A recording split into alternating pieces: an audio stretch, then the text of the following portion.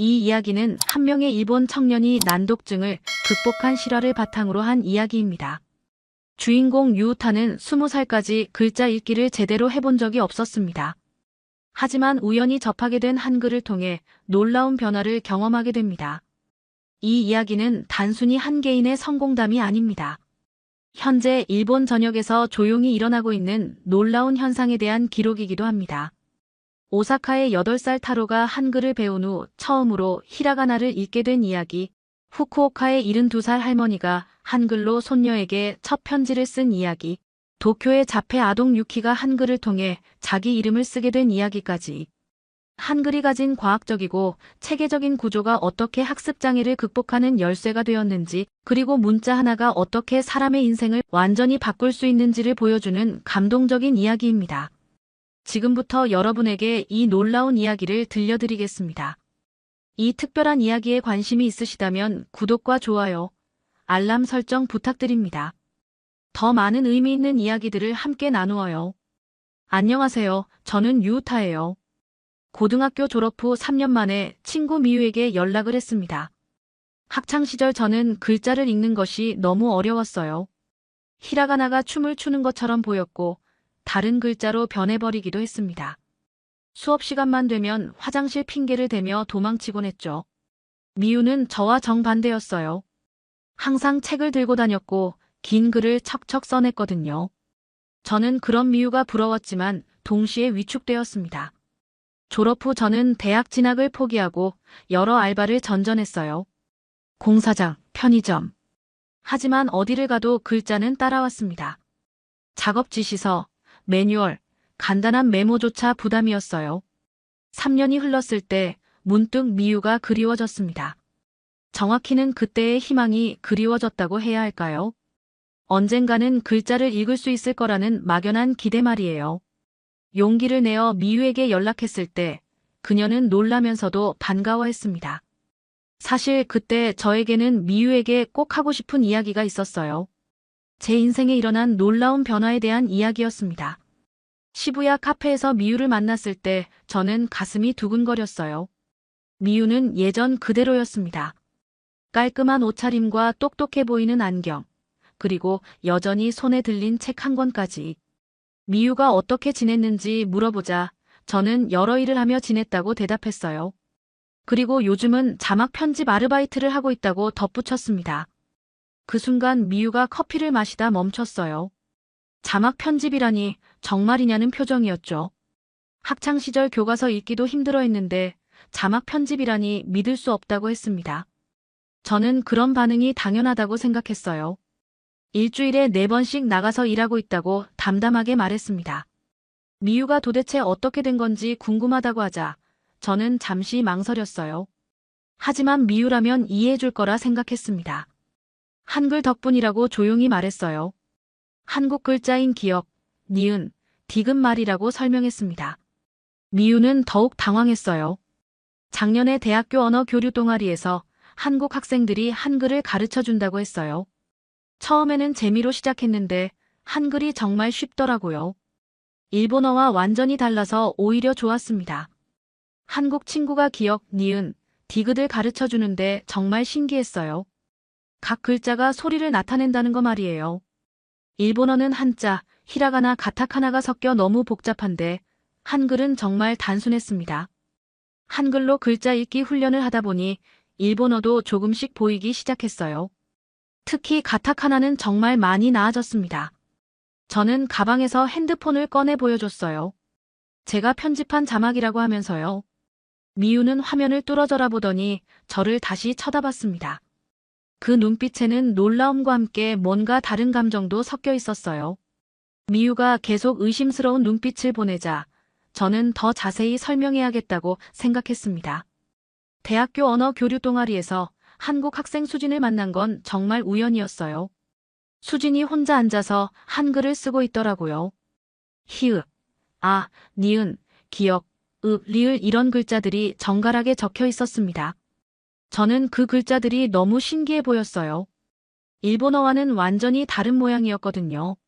수진에게 물어보니 한국어 연습을 하고 있다고 했어요. 그러면서 제게도 써보라고 권했습니다. 처음에는 거절했지만 수진이 계속 권해서 기억부터 써보기 시작했어요. 수진이 제 손을 잡고 천천히 알려줬습니다. 그런데 정말 신기한 일이 일어났어요. 저는 평생 글자를 볼 때마다 어지러웠는데 한글은 달랐습니다. 각각의 자음과 모음이 마치 블록 조각처럼 보였어요. 기역과 아가 만나면 가가 되고 니은과 아가 만나면 나가 된다는 걸 금세 이해할 수 있었습니다. 일본어 히라가나는 저에게 늘 춤추는 것처럼 보였어요. 아가 갑자기 오로 보이기도 했죠. 하지만 한글은 달랐습니다. 기역은 언제나 기역이었고 아는 언제나 아였어요. 수진이 말하길 한글은 조합형 문자라고 했습니다. 자음과 모음을 조합해서 하나의 글자를 만드는 방식이라더라고요. 그래서 규칙만 알면 처음 보는 글자도 읽을 수 있다고 했어요. 저는 그 말에 깊은 감동을 받았습니다. 규칙만 알면 읽을 수 있다니 이런 글자가 세상에 있다는 게 믿어지지 않았어요. 한 달 정도 수진에게 한글을 배우면서 저는 처음으로 글자와 친해진다는 느낌을 받았어요. 가나다라 순서로 자음을 외우고 아야어여 모음을 익혔습니다. 놀라운 건 그 다음이었어요. 한글로 글자 읽기 연습을 3개월 정도 하고 나니까 일본어를 볼 때도 뭔가 달라지기 시작했습니다. 특히 가타카나가 눈에 들어오기 시작했어요. 예전에는 같은 가타카나 단어를 보면 머리가 아팠는데 어느 날부터 코, 피, 타 이렇게 하나씩 분해해서 보이기 시작했어요. 마치 한글의 자음과 모음을 조합하듯이 말이에요. 6개월 후에는 간단한 일본어 소설도 읽을 수 있게 되었습니다. 히라가나와 가타카나로 된 부분은 웬만큼 읽을 수 있었어요. 미유에게 이 모든 이야기를 들려주자 그녀는 정말 놀란 표정을 지었습니다. 한글이라는 전혀 다른 문자 체계를 배우면서 오히려 일본어 실력이 늘었다는 게 신기하다고 했어요. 한글이라는 새로운 문자를 통해 글자를 보는 새로운 시각을 얻게 된 거죠. 정말 신기한 일이었습니다. 마치 한글의 자음과 모음을 조합하듯이 말이에요. 수진에게 이 이야기를 했더니 정말 신기하다고 했어요. 한글 학습이 다른 언어 습득에도 도움이 될 수 있다는 연구가 있다면서 저의 경우가 바로 그 신뢰가 될 수 있다고 했습니다. 그때부터 저는 본격적으로 한글 공부에 빠져들었어요. 한국 드라마도 보고 K-파프 가사도 읽어보고 한국어 교재도 사서 공부했습니다. 그러면서 점점 일본어 실력도 늘어갔어요. 6개월 후에는 간단한 일본어 소설도 읽을 수 있게 되었습니다. 물론 아직 어려운 한자가 많이 나오면 힘들었지만 히라가나와 가타카나로 된 부분은 웬만큼 읽을 수 있었어요. 미유에게 이 모든 이야기를 들려주자 그녀는 정말 놀란 표정을 지었습니다. 한글이라는 전혀 다른 문자 체계를 배우면서 오히려 일본어 실력이 늘었다는 게 신기하다면서 정말 그런 일이 가능한지 의문스럽다고 했어요. 저는 그런 미유의 반응을 이해했습니다. 저 자신도 처음에는 믿기지 않았으니까요. 하지만 이건 제가 직접 경험한 일이었어요. 한글이라는 새로운 문자를 통해 글자를 보는 새로운 시각을 얻게 된 거죠. 글자가 조각처럼 보인다는 건 예전에 저에게는 상상할 수도 없는 일이었습니다. 하지만 한글을 배우면서 저는 처음으로 문자를 이해할 수 있었고 그 경험이 일본어에도 영향을 미쳤어요. 정말 신기한 일이었습니다. 카페에서 나와 집으로 돌아가는 길에 미유는 계속 생각에 잠겨 있었어요. 며칠 후 미유에게서 연락이 왔습니다. 제 이야기가 계속 머릿속에 맴돈다면서 정말 한글이 난독증에 효과가 있는 건지 궁금하다고 했어요. 미유는 그날부터 인터넷 검색을 시작했다고 했어요. 한글 학습과 난독증, 한글의 인지 효과 같은 키워드로 자료를 찾아보기 시작했다더라고요. 며칠 후 미유가 흥분한 목소리로 전화를 걸어왔어요. 놀라운 걸 발견했다면서 당장 만나자고 했습니다. 다시 같은 카페에서 만났을 때 미유는 노트북을 들고 왔더라고요. 화면에는 한글 학습과 관련된 여러 기사들이 열려 있었어요. 첫 번째 기사는 오사카의 한 학습센터에 관한 내용이었습니다. 거기서 난독증을 앓고 있는 일본 아이들에게 한글을 가르치는 프로그램을 운영하고 있다는 거였어요. 많은 아이들이 한글을 배운 후 일본어 읽기 능력이 향상되었다고 나와 있었습니다. 두 번째 기사는 후쿠오카의 사례였어요. 70대 할머니가 한글을 배운 후 처음으로 손녀에게 편지를 쓸 수 있게 되었다는 이야기가 실려 있었습니다. 세 번째 기사에서는 도쿄의 한 특수교육기관 이야기가 나왔어요. 자폐 스펙트럼 장애를 가진 아이들 중에서도 한글을 먼저 배운 아이들이 일본어 습득에서 더 좋은 결과를 보인다는 연구 결과가 소개되어 있었습니다. 미유가 말하길 이런 사례들이 일본 전역에서 조용히 확산되고 있다고 했습니다. 대부분 입소문으로 퍼지고 있는데 학계에서는 아직 정식으로 연구가 이루어지지 않고 있다더라고요.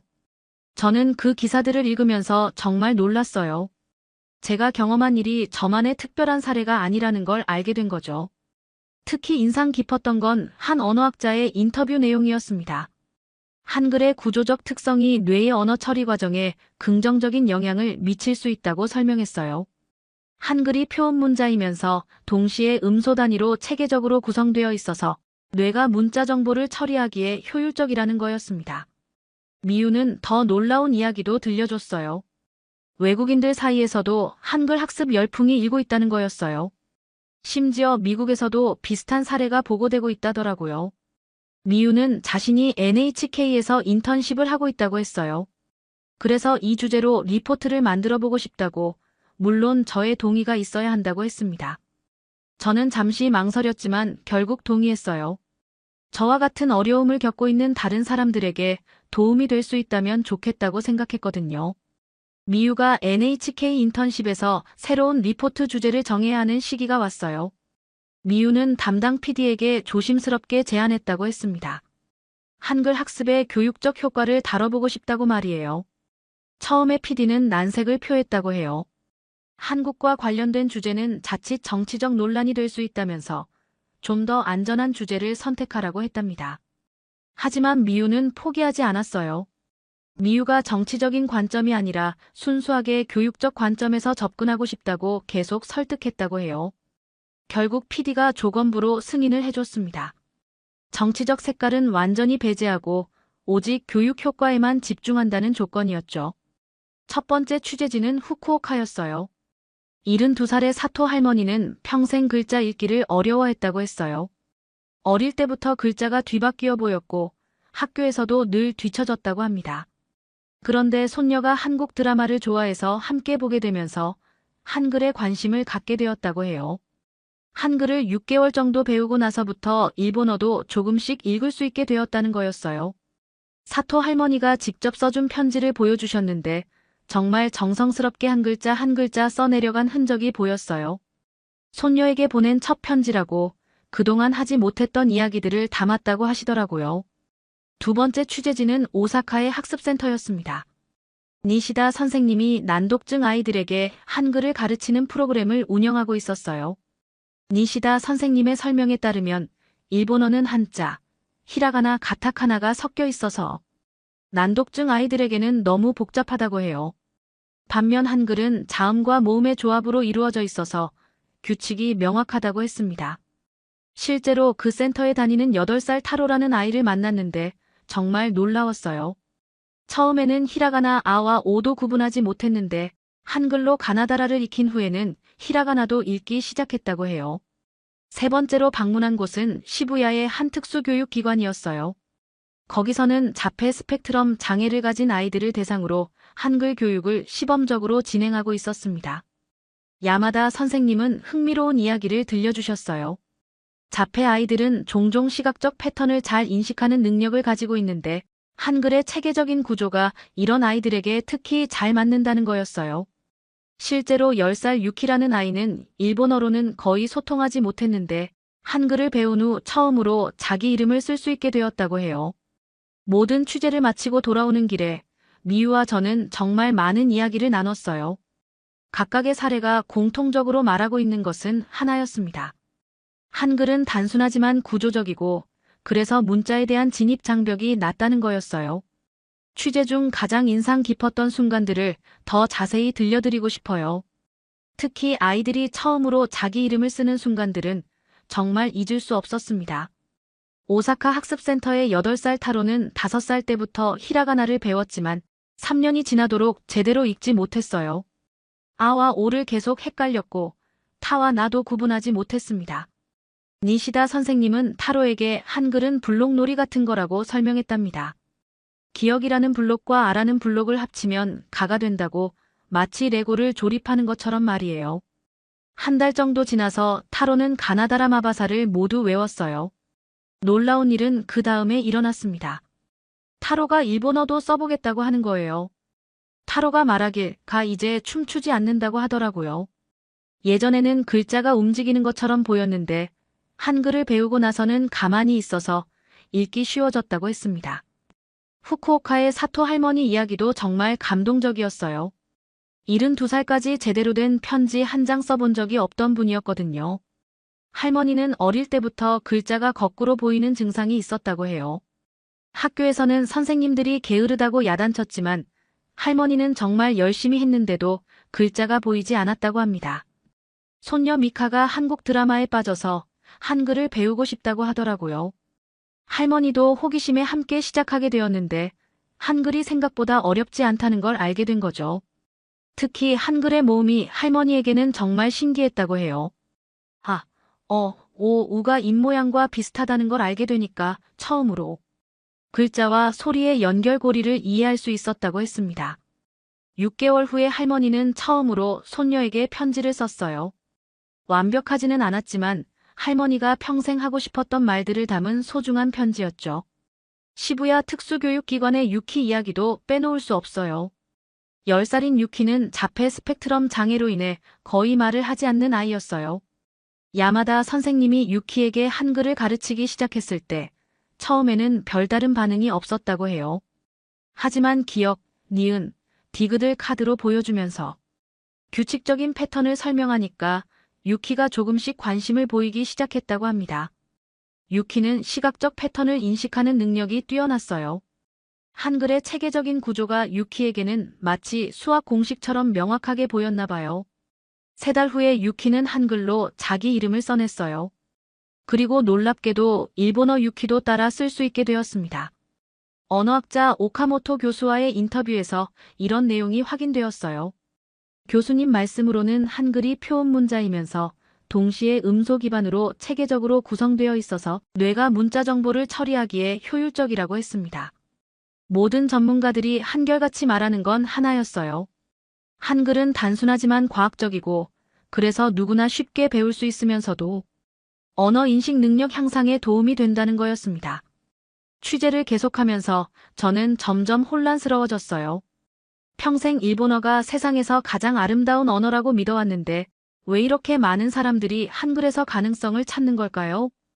도쿄대학교 언어학과 사사키 교수를 만났을 때 정말 놀라운 이야기를 들었어요. 교수님은 오랫동안 일본어의 우수성에 대해 연구해 오신 분이었는데 최근 들어 생각이 많이 바뀌었다고 하시더라고요. 문자의 가치를 판단하는 기준 자체를 다시 생각해 봐야 할 때가 왔다고 했어요. 예전에는 문자의 아름다움이나 표현력이 중요하다고 생각했는데 이제는 접근성과 학습 효율성이 더 중요한 가치가 될 수 있다는 거였어요. 교수님이 보여주신 데이터는 정말 충격적이었습니다.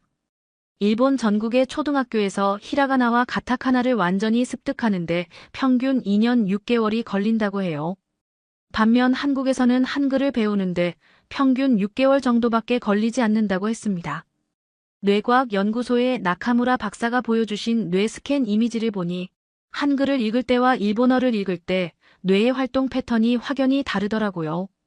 한글을 읽을 때는 언어 처리 영역이 효율적으로 활성화되는 반면 일본어를 읽을 때는 여러 영역이 동시에 활성화되어 더 많은 에너지를 소모한다고 했어요. 교육학자 요시다 교수가 5년간 추적 조사한 결과에 따르면 학습장애를 가진 아이들 중에서 한글을 먼저 배운 그룹이 그렇지 않은 그룹보다 일본어 습득 속도가 평균 30% 빨랐다고 해요. 국제비교언어학회에서 발표된 최근 논문들도 살펴봤어요. 세계 여러 나라에서 한글의 교육적 효과에 대한 연구가 활발하게 진행되고 있더라고요. 핀란드에서는 핀란드어 학습에 어려움을 겪는 아이들에게 한글을 보조도구로 활용하는 실험이 진행되고 있었어요. 프랑스에서도 난독증 치료 프로그램에 한글을 도입하는 연구가 있었고요. 심지어 미국의 MIT에서도 한글의 구조적 특성이 인공지능의 자연어 처리에 미치는 영향에 대한 연구를 하고 있다고 했어요. 이 모든 자료를 정리하면서 저는 새로운 깨달음을 얻었어요. 문자의 가치를 판단하는 기준이 정말 바뀌고 있다는 걸 느꼈거든요. 예전에는 전통과 아름다움이 중요했다면, 이제는 효율성과 접근성이 더 중요해지고 있는 것 같았어요. 그렇다고 해서 일본어를 포기해야 한다는 건 아니에요. 다만 문자 교육에 대한 접근 방식을 좀 더 유연하게 생각해 볼 필요가 있다는 거죠. 한글을 보조도구로 활용해서 더 많은 사람들이 문자의 세계에 쉽게 입문할 수 있다면 그것도 의미 있는 일이라고 생각하게 되었어요. 모든 취재가 끝나고 미유의 리포트도 완성되어 방송을 앞두고 있을 때였어요. 저는 문득 궁금해졌습니다. 정말로 한글 때문에 제가 이렇게 달라진 걸까요? 아니면 다른 이유가 있는 걸까요? 미유와 함께 다시 그 시부야 카페에 앉았어요. 처음 만났던 그 자리에서 저는 미유에게 마지막 질문을 던졌습니다. 정말로 한글 덕분에 글을 읽을 수 있게 된 거냐고 말이에요. 저는 잠시 생각에 잠겼어요. 그동안의 모든 경험을 차근차근 되돌아보면서 진짜 이유가 무엇인지 찾아보고 싶었거든요. 사실 한글을 배우기 전까지 저는 정말 절망적이었어요. 20살이 넘도록 제대로 된 책 한 권 읽어본 적이 없었고 간단한 메모도 쓰지 못했어요. 그런 저 자신이 너무 한심했고 앞으로도 변할 수 없을 거라고 포기하고 있었습니다. 하지만 대학교 언어 교류 동아리에서 수진을 만나고 한글을 배우기 시작하면서 뭔가 달라지기 시작했어요. 처음으로 글자를 이해할 수 있다는 희망을 갖게 된 거죠. 한글의 기역, 니은, 디귿을 하나씩 익혀갈 때마다 저는 정말 신기했어요. 이렇게 간단한 규칙으로 글자를 만들 수 있다니, 이렇게 체계적으로 소리와 문자가 연결될 수 있다니 말이에요. 그런데 지금 생각해보니 단순히 한글의 구조적 특성만으로는 설명할 수 없는 부분이 있었어요. 그보다 더 중요한 건 제가 처음으로 자신감을 갖게 되었다는 거였어요. 평생 글자 앞에서 위축되어 살던 제가 한글을 통해 처음으로 성공 경험을 맛본 거죠. 아, 나도 글자를 읽을 수 있구나. 나도 문자를 이해할 수 있구나 하는 깨달음 말이에요. 이런 자신감이 생기니까 일본어를 볼 때도 예전과는 다른 마음가짐이 되었어요. 무작정 두려워하거나 포기하지 않고 차근차근 분석해 보려는 자세가 생긴 거죠. 한글에서 자음과 모음을 조합하는 경험을 한 후에는 일본어의 가타카나도 비슷하게 접근할 수 있었어요. 하지만 가장 중요한 변화는 마음의 변화였어요. 나한테 맞는 문자가 세상 어딘가에 있다는 것만으로도 살고 싶은 마음이 생겼거든요. 예전에는 글자를 못 읽는 자신이 너무 부끄러웠어요. 다른 사람들은 쉽게 하는 일을 저만 못한다는 게 정말 견디기 어려웠거든요. 그래서 사람들을 피하게 되고 점점 더 움츠러들게 되었어요. 하지만 한글을 배우면서 깨달은 게 있어요. 문제는 제가 부족한 게 아니라 저에게 맞는 방법을 찾지 못했던 거라는 걸 말이에요. 세상에는 정말 다양한 사람들이 있고 각자에게 맞는 다양한 방법들이 있다는 걸 알게 되었어요. 어떤 사람에게는 일본어가 쉬울 수 있지만 어떤 사람에게는 한글이 더 쉬울 수도 있는 거죠.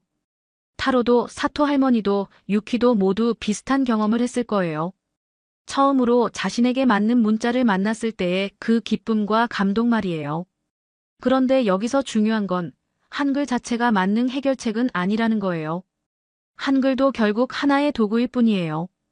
진짜 중요한 건 그 도구를 통해 얻게 되는 자신감과 희망이라고 생각해요. 미유가 제 이야기를 들으며 고개를 끄덕였어요.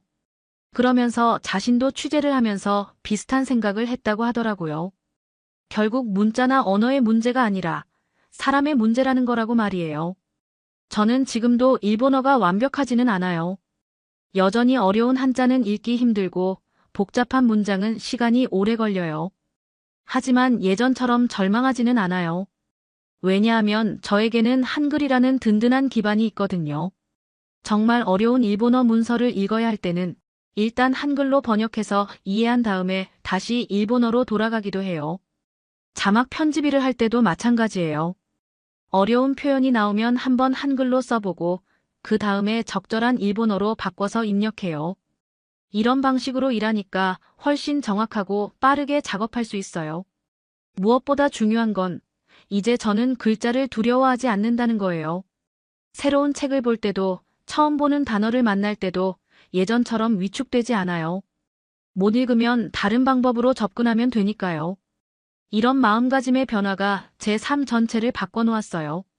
자막 편집 일을 할 수 있게 된 것도, 미유와 이렇게 대화할 수 있게 된 것도 모두 이런 변화 덕분이라고 생각해요. 미유에게 마지막으로 말했어요. 한글이 저를 구원해준 건 맞지만 그 이유는 한글이 특별해서가 아니라 한글이 제게 희망을 주었기 때문이라고 말이에요. 처음으로 제가 글자를 이해할 수 있다는 걸 보여준 한글, 처음으로 저에게 성공 경험을 안겨준 한글, 처음으로 저에게 자신감을 심어준 한글. 그래서 저에게 한글은 단순한 문자 이상의 의미를 갖는 거라고 생각해요. 지금도 가끔 어려운 상황에 부딪히면 한글로 된 간단한 문장을 써봐요. 나는 할 수 있다. 나는 읽을 수 있다. 나는 쓸 수 있다. 이런 문장들을 한글로 쓰면서 다시 용기를 얻곤 해요. 문자 하나가 인생을 바꾼다는 말, 예전에는 믿을 수 없었지만 지금은 확신해요. 하지만 그 이유는 문자 자체의 우수성 때문이 아니라 그 문자가 주는 희망과 자신감 때문이라고 생각합니다. 그래서 저는 지금도 한글 공부를 계속하고 있어요. 더 잘하고 싶어서가 아니라 그 희망을 잃고 싶지 않아서예요. 한글은 제게 세상을 다시 보는 새로운 눈을 선물해준 소중한 친구 같은 존재거든요. 500년 전 세종대왕이 만든 한글. 그때는 아무도 예상하지 못했을 거예요. 이 글자가 2025년 일본에서 기적을 만들어낼 줄은 말이에요.